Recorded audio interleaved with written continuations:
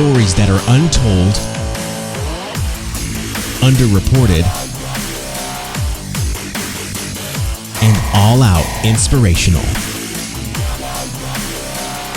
Carey Pena reports. Hi, everyone. I'm Carey Pena, and thank you so much for listening to Carey Pena Reports and for watching us on Facebook and YouTube. You can always find all of our shows and inspirational content at inspiredmedia360.com. Today, we are talking about how to have a mighty change of heart, a major shift in how you think of things, and perhaps your life takes a turn that you never thought possible. Darin Moss is in studio with us today, and I just described your life pretty well, right? You did, thank you. So Darin wrote to us on our website, inspiredmedia360.com, and my assistant called me up and said, you have to hear his story. It's incredible. And so it certainly is. You had a major life transformation. You and your wife have 4 biological children, and you have, over the course of 8 years, also fostered 25 children, and you ended up adopting 6 of them. In the beginning, you weren't necessarily open-minded to being a foster parent. So tell me about the shift. Sure. So my wife and I were married, and I decided that I wanted 4 kids. She decided she wanted 6. After 4, with health issues and stuff, we decided that was probably where we needed to be. And I had said, well, we can look at adopting or fostering later, kind of hoping that she would forget, so that we can just go with the 4.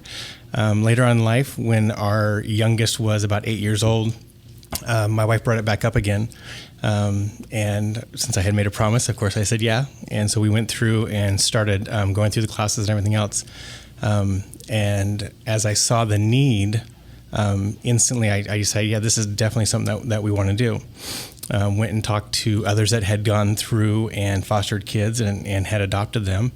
And they were, the first 2 or 3 kids that they had, they were able to adopt. And I thought, okay, perfect. We'll go through, we'll do foster care. We'll get the first 2 kids, we'll adopt them, and we'll be done. We'll have our 6 kids. And that didn't happen. Our story took a change from what I thought it was going to be. Mm-hmm. And over the first 6 years, we had 19 kids through our home that we weren't able to adopt. 3 of those went back to family members. 2 other ones were adopted out by family members, and the rest of them were either placed elsewhere and so forth. But we weren't able to adopt them, and we thought, well, maybe we're not able to, mm-hmm. and things. During this time, of course, your heart gets ripped out every time that you have a child in your home. You love them just like your own child, and so it was getting harder and harder, and things. And then we were actually able to adopt. After about 6 years, we were able to adopt our first. She is now 4 years old. What's her name? Her name is Maya. Uh-huh. She's 4 years old. And then right after that, we were able to adopt Zach, and he is 3. And so there was our 2 that we were going to adopt. My wife had her 6. We were good. And she had asked if we needed to close our license. And at this point, that's, I think, where the biggest change came in my heart. And I said, no, let's keep it open just in case somebody else needs help.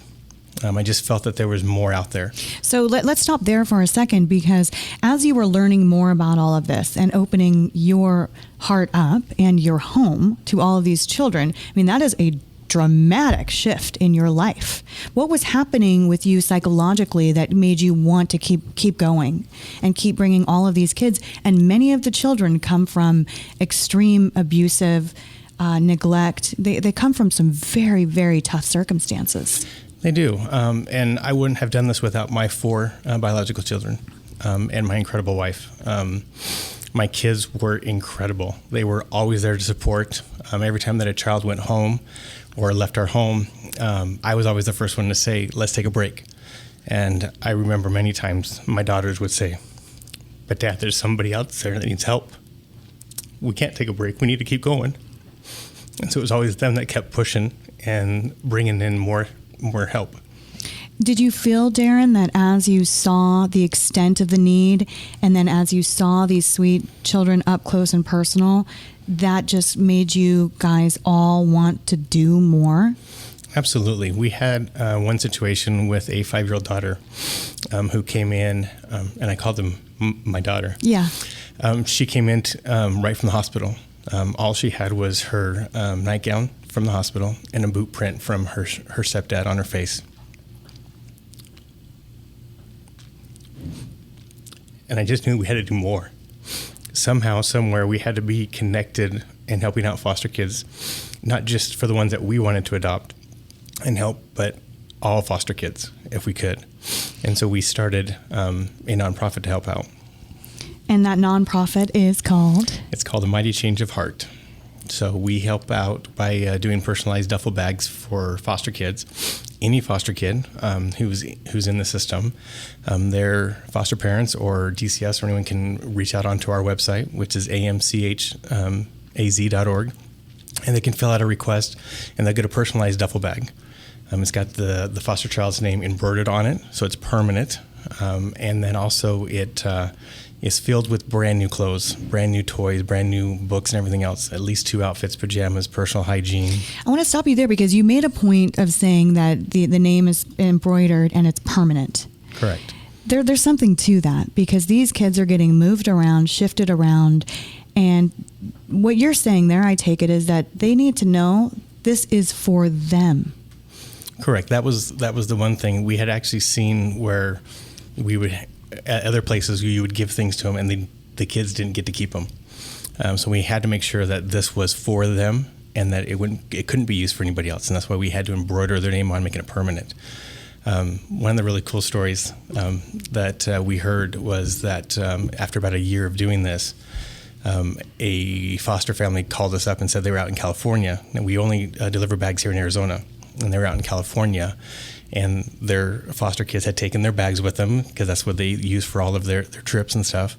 They got to the hotel, and there was another family with foster kids who had the exact same bags. Oh, that's so special. So there was that instant, oh, you got one too? I got one too? Yes. Kind of a thing.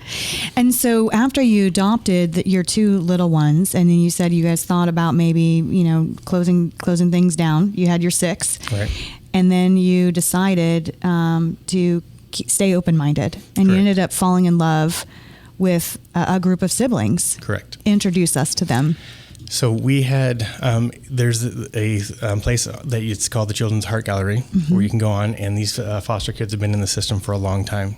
They've already been separated from their parents, and they're ready to be adopted. And I saw a picture with a sibling group, and it was 4 kids. Sorry. And I knew instantly that those were my kids. Yeah, you bonded with them. And I was actually at work. I never go online for this at work. And I was at work and I saw this.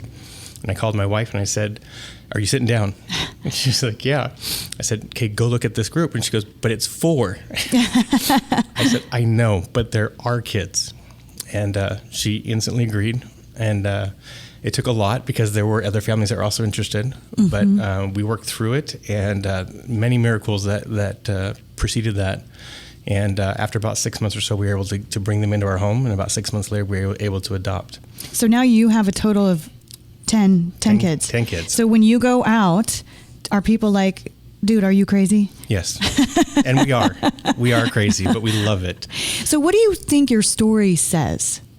I mean, what message do you think that your story carries outside of the obvious need in the foster system? I think the first thing, especially for me, is I had to look at things a little different. I had to get to the point where I was just willing to try something. And as I tried and as I exercised faith in that, then that grew and it continued to grow until I got to where I was at. You don't have to be able to be a foster parent, or you don't have to be able to go and adopt 6 kids. But there are so many things that you can do to go help. And I think that's the important part, is that we all just need to get outside of just our own little world and just find whatever we can do to help. You know, a lot of the shows that I do are really based on the strength of the human spirit. I love to shine the light on those stories. And you were talking about how the community has received you, not only your church community, but just friends. Everyone wants to kind of pitch in, and your family has been embraced. Oh, absolutely. So Very blessed to have a very close family. I actually have my parents and my two brothers that also live here in Arizona. And when we told them that we were doing this, at first it was, you're crazy. But then it was absolute support. And they've always been there. And again, they treated every child that came into our home as their own granddaughter, grandson, whatever it was. And then just the church community, whenever we would take a new child to church, there was never a question. It was, oh, look, there's another Moss. Mm-hmm. And it instantly was part of our family, loved and just accepted as our own child. How have the children responded? How are they all doing? They're doing incredible. Because the siblings came from abusive home. They did. Correct? They did. It wasn't easy, especially bringing all four in at once. That was something new for us. We'd always brought one or two at a time. And it was hard. It really was hard. But these kids are incredible kids. They've got a strength beyond what I have today or what I'll probably ever have for what they've gone through and who they are today. And they are great examples to others. So for them, when you look at them and you think about what you and your wife have been able to give them, what do you hope for their future? What I love about these kids already is that they know that they're loved. They know that even though hard things come in their life, that if they have patience and faith, that they can overcome them. And today they are already working. They help us out over at AmChaz. And so they're helping now to give back to other foster kids that are still in the system. We had the opportunity this last month to give back 350 bags to a group. It's actually 25 group homes. And we went and we delivered all of them. And our kids were there and was a part of it. And it's great to see them because they love helping other kids that they know what they're going through. Why do you think there are, and I know this question is simplistic and the answers are not, but given that you have so much experience in the system, what is going on? Is it drugs, alcohol? I mean, why are there so many kids in this situation? It's selfishness. It's people that are parents that are very selfish and they're not giving what they're supposed to be giving to their kids. It's a huge responsibility. When you agree to be a parent, your whole life should be about them. And in our world today, we have a very selfish society, and these kids are the ones that are hurt because of that. How do you remain positive when you've seen up close and personal so many devastating circumstances? I mean, you're brought to tears when you tell the story of the sweet little girl with the boot mark on her face. It's unthinkable. It is. The system's broken. There are a lot of things that are wrong going on. Growing up, I always wanted to change the world. I never knew how I was going to do that. I think I finally figured out is I'm going to change it one person at a time.